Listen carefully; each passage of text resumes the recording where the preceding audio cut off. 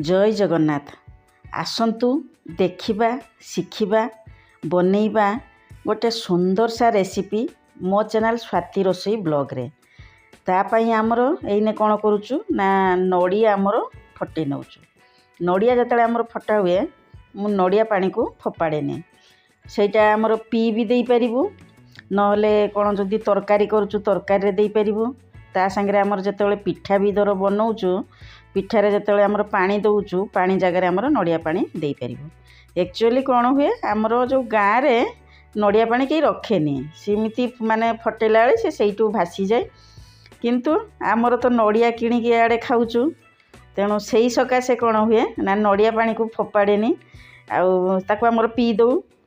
माने सुंदर सा रेसिपी जो बना हेबो तापाई कौन होउची ना आमर नड़िया तो आगे कोरी नेलु, माने गोटे फाळ कोरी नेबु, तापर आउ गोटे फाळ जोटा रही सेटा को कौन करिवु खंड खंड करिकी काटी नेबु। ता संगे ताकू माने कौन होउची माने चुना चुना भी छोट छोट कर नेबु खंड। एई जो रेसिपी बना हेबो एइटा हमर होउची चित्ता लागी अमावस्या उपलक्षे चितौ पिठा बना हेबो। 3 प्रकार चितौ पिठा मु एठी बनेइबी। तापाई हमर नड़िया तो कोरी नेली काटी नेली। एबे कौन होउची ना हमर चाउल जो भिजेकी रखी देइथिली 4 घंटा अरुआ चाउल अलगा अलगा करिकी ना हमर माने ग्राइंडिंग कर नबु। मु तेणु कौन करछि एठी छोट जग नैछि आमर जो खंड खंड करिकी ना नड़िया जो रखिथिलु एबे सेई चाउल रे देई देलु, अधा देई देली सेथिरे आ हमर नड़िया पानी सेथिरे देई देली। ग्राइंडिंग कर नबु, हमर अलगा पानी आउ सेथिरे दबा दरकार नै। आ गोटे प्रकार भी हमर सेमती ग्राइंडिंग करनी आसु। एबे मु जाउछि ग्राइंडिंग करने की आसबि, माने बढ़िया से सुंदर सा पूरा पेस्ट बनीगला। पूरा माने कौन हो गाढ़ टिके रहिबो, पतला बेसी करिवेनी। सेथिरे अल्प टिके लूण देई देले, लूण देई कौन करिवु ना इने हमर ताको एबे रखि दबो। पुणी सेकेंड हमर कौन कलु पुणी से अरुआ चाउल हमर नै गली, ता संगे हमर नड़िया खंड खंड करछि नै जिवु, ता संगे हमर सेथिरे खीर देई दबु। खीर चितौ पिठा हमर भी बना हुए, गोटे नॉर्मल चितौ भी बना हुए। क्षीर चितौ रे कौन होउची मु क्षीर एठी देइची, एइटा ठंडा क्षीर हमर जेतेबेले ग्राइंडिंग करिवु सेतेबेले ठंडा क्षीर दबु, गरम क्षीर देबे नाही काइना ग्राइंडिंग करिया असुविधा हबो। ताकू भी मध्ये हमर पेसिक नै आसिलु, सेइटा भी माने एमती सुंदर से हे गला। आ ता संगे हमर लूण सेथिरे भी देई देलु। एबे कौन करछु ताकू बाहर कर देगी हमर लास्ट जो गुड़ रे जो चितौ पिठा हमर प्रस्तुत करिवु ता पई सेठी अरुआ चाउल नेली। आ एठी कौन होउची ना हमर गुड़ नहीं जीवु, अल्प टिके लूण सेथिरे देई देली। गुड़ जे दउचु आ किछि पानी सेमती दबा पई पड़िबो नाही, गुड़टा टिके मेल्ट हेइ जिवो, पानी देई देले पतला हेइ जिवो। तेणु हमर कोन होउची आगो ग्राइंडिंग कर दबु, जदि दरकार हबो पछरे आमे सेथिरे पानी दबु, नले गरम क्षीर दबु। जेतेले हमर पिठा बना जिवो ता पूर्वरु दिया जिवो। एइने जो नड़िया कुरा रखिथिले सेटा कोन करिया ना एइ जो गुड़ हमर चितौ बना होउची सेइ नड़िया कुरा सेथिरे देई देबे। आपन चाहिले पूर भी प्रस्तुत करके दे पारिए, पूर रे चितौ पिठा भी हमर बनाउचंती, सेटा मु आगो को देखैबी। एइने हमर 3 प्रकार चितौ पिठा हबो, ता पई हमर बेटर बना सइला ताकू हमर 2 घंटा हमर रखी दबो। घोड़े के मु रखी देइथिली, एबे टिक्के माने फुली आसीची। एइने हमर जाउची खीर गरम करिया पई, हमर खीर फुटिया पई मु सेपटे बसै देली। एपटे तो हमर सब बेटर भी रेडी हेइ सारची, तापरे हमर पिठा गढ़ा जिवो। पिठा करिया पई मु कोन करची एठी ना हमर लुहा कढ़ई नैची। मु हमर लुहा कढ़ई जोटा मोर भुवनेश्वर थिला, मु सेइटा जेतेबेले प्रथम हमर जो बुकिंग करिके जो जिंस पत्र आइला मु सेइथिरे नेकी पळि आइसली। काहेकि ना सेटा बहुत भारी भी अछि, हेवी रहउची, ता सकासे माने सांगरे आनिया भी मुश्किल हबो। कहली जाउची आ बुकिंग कर नै जिवि। मोर प्राय किछि सब सामान पत्र जोटा मु डेली यूज रे मोर लागुची काम रे लागिवो से सब मु सेटु नै आसली। काहेकि आसिके एठी किनिबी इमिति जा हो लुहा कढ़ई रे एक्चुअली रोसई भी करी खाइबा भी भलो, माने सब प्रकार कढ़ई रे खाइबा रोसई करी खाइबा ठीक से भलो हबो। तापरे हमर सेइथिरे मु चितौ पिठा करनोची। देखुनांती सुंदर से हमर पिठा पूरा हेइ जाईची। आ हमर सरा भी नै कि आस्थिली, गोटे तेलाणी भी आनीची। सेटा माने कोन होची जेतले हमर मुठी बस्ता आसिला तारी भितरे भल से पैकिंग करके रखी देइथिले। फिर भी देखिया कोन सेथिरे भी हमर पिठा गढ़ी करके देखै दबा। एइने कौन होची हमर गोटे पर गोटे हमर पिठा करजी प्रोसेस तो देखिची।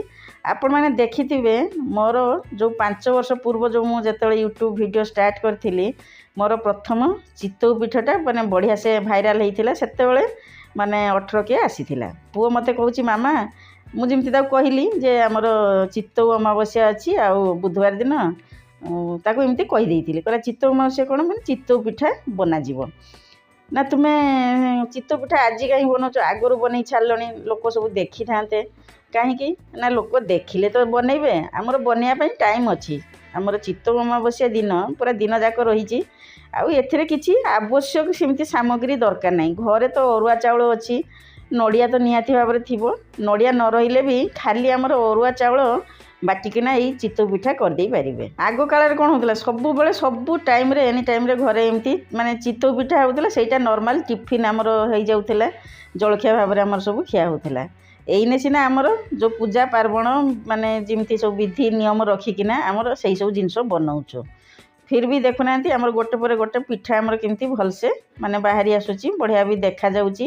ଆଉ ଆମର ମାନେ ଫୁଲି ବି ଯାଇଛି, ଭଲସେ ଫୁଲୁଛି। ଆପଣମାନଙ୍କୁ ପଛରେ ଦେଖେଇଦେବି କେମିତି କ'ଣ ଫୁଲିଛି। ତେଣୁ ଟିକେ ଛୋଟ ଛୋଟ ଆମର ଯେଉଁ ଚିତ୍ତଉ ପିଠା ବନେଇଦେବୁ ସେଇଟା ଆମର ହେବ କ୍ଷୀର ଚିତ୍ତଉ। ତାପରେ ଆମର ନର୍ମାଲ୍ ଏମିତି ଚିତ୍ତଉ ପିଠା କରିବୁ, ତା ସାଙ୍ଗରେ ଆମର ଯେଉଁ ଗୁଡ଼ ଚିତ୍ତଉ ମାନେ କରିକି ତାକୁ ବି ବନେଇଦେବୁ। ଭିଡ଼ିଓ ମୁଁ ଯେବେ ବି କରେ, ଯେବେ ବି ଛାଡ଼େ, ଯେଉଁମାନଙ୍କର ଦେଖିବାର ଇଚ୍ଛା ଅଛି, ଶିଖିବାର ଇଚ୍ଛା ଅଛି, ମୋ ଭିଡ଼ିଓ ଦେଖିବେ, ଶିଖିବେ। ଆଉ ଗୋଟେ କଥା କହିଦେଉଛି, ଅନ୍ୟମାନେ ବି ଦେଖାନ୍ତି, ଭଲସେ ଶିଖନ୍ତି, କିନ୍ତୁ ମୋର ପ୍ରୋସେସ୍ ସିଷ୍ଟମ୍ ସବୁ ସେମ୍। ମାନେ ମୁଁ ଯେମିତି ପ୍ରକାର ଆମର ଦେଖେଇଲି, ବନେଇଲି, ଯେମିତି ମୋର ଫୁଲୁଛି ଠିକ୍ ସେମିତି ପ୍ରକାର ହିଁ ଆମର ହେବ। ଆଉ ସେଥିରେ କିଛି ମାନେ ଏମିତି ଉଲ୍ଟା ପଲ୍ଟା ମୋର କିଛି ହେଇନାହିଁ। କାହିଁକି ନା ମୁଁ ଯେତେବେଳେ ବନାଉଛି, ଭିଡ଼ିଓ ବନେଇକି ଦେଖାଉଛି, ଆପଣ ଦେଖିବେ ମୋର ଦେଖୁଥିବେ ଭଲ, କିନ୍ତୁ ଆପଣଙ୍କର ହେଉନଥିବ ଭଲ। କିନ୍ତୁ ଏକ୍ଜାକ୍ଟ ସେଇ ପ୍ରୋସେସ୍ରେ କରିବେ, ଦେଖିବେ ପୁରା ବଢ଼ିଆ ସେ ମାନେ ଆମର ପିଠା ଗୁଡ଼ାକ ସବୁ ବାହାରିଯିବ, ଉଠିଯିବ।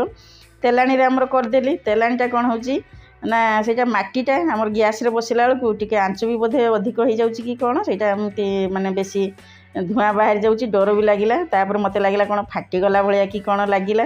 ଫିର୍ ବି ଯାହା ହଉ ଦେଖେଇଦେଲି। ଆପଣମାନେ ସେ ତ ରିସ୍କ ନେବେନି, କଢ଼େଇ ବସେଇଦେବେ, କଢ଼େଇରେ ପିଠା ବନେଇଦେବେ। ଏବେ କ'ଣ ହେଉଛି, କ୍ଷୀରରେ ଆମର ବାକି ଯେଉଁ ଛୋଟ ଛୋଟ ଚିତ୍ତଉ ବନେଇକି ରଖିଥିଲି କ୍ଷୀରରେ ଦେଇଦେଲି।